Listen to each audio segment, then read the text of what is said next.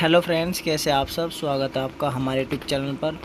और दोस्तों, हमारा टॉपिक जो चल रहा था प्राचीन काल में जैन धर्म, तो उसमें आज हम देखेंगे ऋषभ देव। ठीक है, तो ऋषभ देव से संबंधित महत्वपूर्ण प्रश्न देखेंगे। तो चलिए शुरू करते हैं अपनी वीडियो, ज़्यादा समय न गवाते हुए, और वीडियो अंत तक देखें क्योंकि बहुत ही महत्वपूर्ण प्रश्न हैं सभी, और यूपी पुलिस और यूपी पीसीएस में भी आने के बहुत चांस है। ठीक है, तो चलिए शुरू करते हैं अपनी वीडियो को और देखते हैं पहला प्रश्न। चलिए,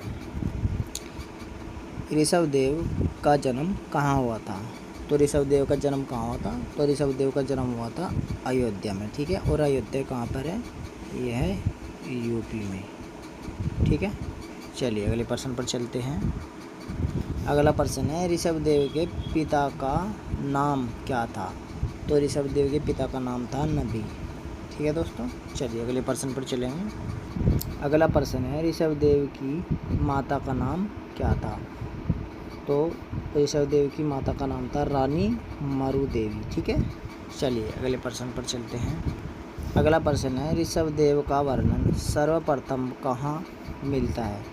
तो देखिए, ऋषभ देव का वर्णन चारों जगह मिलता है, यहाँ पर भी, यहाँ पर भी, यहाँ पर भी, यहाँ पर, मतलब ऋग्वेद में भी, यजुर्वेद में भी, और विष्णु पुराण में भी, और भागवत पुराण में। ठीक है, तो सबसे पहले कहाँ मिलता है, प्रश्न ये है। तो सबसे पहले मिलता है ऋग्वेद में। ठीक है, चलिए अगले प्रश्न पर चलते हैं।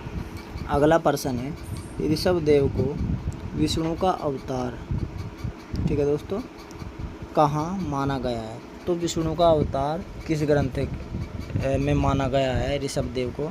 तो दोस्तों, ये मोस्ट इम्पोर्टेंट प्रश्न है। तो ऋषभ देव को जो विष्णु का अवतार माना गया है वो भागवत पुराण में माना गया है। ठीक है, और ये जो विष्णु के 24 अवतार हैं उनमें से एक है। ठीक है, मतलब विष्णु पुराण में, सॉरी, जो अभी बताया मैंने भागवत पुराण। ठीक है, तो भागवत पुराण में विष्णु का अवतार ऋषभ देव को माना गया है। ठीक है, चलिए अगले प्रश्न पर चलते हैं। अगला प्रश्न है, परवर्ती वैदिक साहित्य में स्वयं भूकश्यप किसे कहा गया है। तो देखिए, स्वयं भूकश्यप किसे कहा गया है। तो ऋषभ देव को कहा गया है। ठीक है, स्वयं भूकश्यप। चलिए अगले प्रश्न पर चलेंगे। अगला प्रश्न है, भरत और गोमतेश्वर बाहुबली किसके पुत्र थे।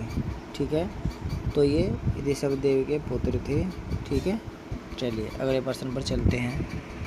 अगला प्रश्न है, जैन श्रुति के अनुसार ऋषभ देव ने अपना राजपाट किसे छोड़कर तपस्या का मार्ग अपनाया था। ठीक है, तो देखिए, जैन श्रुतियों के अनुसार ऋषभ देव जो अपना बेटा था उनका भरत, उसको अपना सारा राजपाट उनके पक्ष में छोड़कर और वे तपस्या के मार्ग पर चले गए।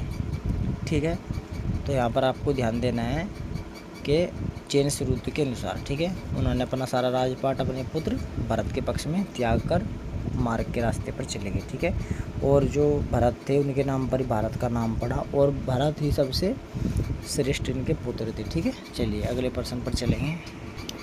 अगला प्रश्न है, ऋषभ देव की मृत्यु किस पर्वत पर हुई थी।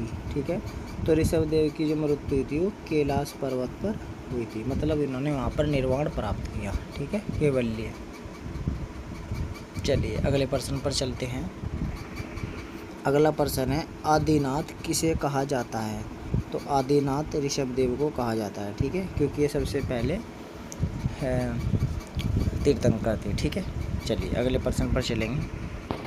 अगला प्रश्न है, केसरिया नाथ किसे कहा जाता है। तो केसरिया नाथ भी ऋषभ देव को कहते हैं। ठीक है, चलिए, क्योंकि इस पे केसरिया रंग चढ़ाया जाता है। चलिए अगले प्रश्न पर चलते हैं। अगला प्रश्न है, मूर्तिकला में किसका अंकन केसी रूप या कुटिल केश हुआ है। ठीक है, तो मूर्तिकला में किसका अंकन केसी रूप में हुआ है। ठीक है, तो ऋषभ देव का हुआ है। ठीक है, चलिए अगले प्रश्न पर चलेंगे। अगला प्रश्न है, किसकी पूर्ति पर, यहाँ पर ये पूर्ति हो गया, ये मूर्ति है। ठीक है, ये क्या है, मूर्ति, ये गलती यहाँ पर टाइप हो गया है। किसकी मूर्ति पर केसर चढ़ाई जाती है। ठीक है, तो ऋषभ देव की मूर्ति पर केसर चढ़ाई जाती है। चलिए अगले प्रश्न पर चलेंगे। अगला प्रश्न है, जैन धर्म के संस्थापक कौन माने जाते हैं? तो ऋषभदेव जैन धर्म के संस्थापक माने जाते हैं। ये पहले जैन धर्म के संस्थापक थे, अर्थात प्रवर्तक भी थे। ठीक है, चलिए अगले प्रश्न पर चलेंगे। अगला प्रश्न है, ऋषभदेव का प्रतीक चिन्ह क्या है? यहाँ पर चिन्ह मैंने नहीं लिखा है, प्रतीक लिखा है। तो इसका प्रतीक वृषभ है। ये कहीं सांड मिलता है, ठीक है, सांड, और कहीं बैल। ठीक है, तो आप इसको ध्यान रखेंगे। ठीक है, ये कोई सा भी आ सकता है। चलिए अगले प्रश्न पर चलेंगे। अगला प्रश्न है, यजुर्वेद में किसे धर्म प्रवर्तकों में श्रेष्ठ माना जाता है? ठीक है, तो देखिए यजुर्वेद में जो जितने भी धर्म प्रवर्तक हुए हैं, सबसे श्रेष्ठ किसे माना जाता है? तो ऋषभदेव को सबसे श्रेष्ठ माना जाता है। ठीक है, यजुर्वेद में, ये ध्यान रखना। चलिए अगले प्रश्न पर चलेंगे। अगला प्रश्न है, ऋषभदेव का विवाह हुआ था। तो ऋषभदेव का किससे विवाह हुआ था? तो देखिए नंदा से भी और सुनंदा से भी। ठीक है, इन दोनों से ऋषभदेव का विवाह हुआ था। और जो ये नंदा का पुत्र था भरत। ठीक है, ये ध्यान रखना। चलिए अगले प्रश्न पर चलेंगे। अगला प्रश्न है, ऋषभदेव के कितने पुत्र और पुत्रियां थी? ठीक है, तो देखिए 100 पुत्र और 2 पुत्रियां। ठीक है दोस्तों, तो चलिए अब हम ये हमारी आज की यही क्लास थी। जो महत्वपूर्ण प्रश्न थे वो आपने देख लिए हैं। तो फिर मिलेंगे आपसे, तब तक के लिए धन्यवाद। और ये जो 100 पुत्र और 2 पुत्रियाँ थी, ये ध्यान रखना, ऋषभदेव के कितने पुत्र और पुत्रियाँ थी, ये प्रश्न है। ठीक है, तो चलिए दोस्तों फिर मिलते हैं आपसे, तब तक के लिए धन्यवाद। और आप पढ़ते रहें और आगे बढ़ते रहें, मस्त रहे। ठीक है, चलिए धन्यवाद।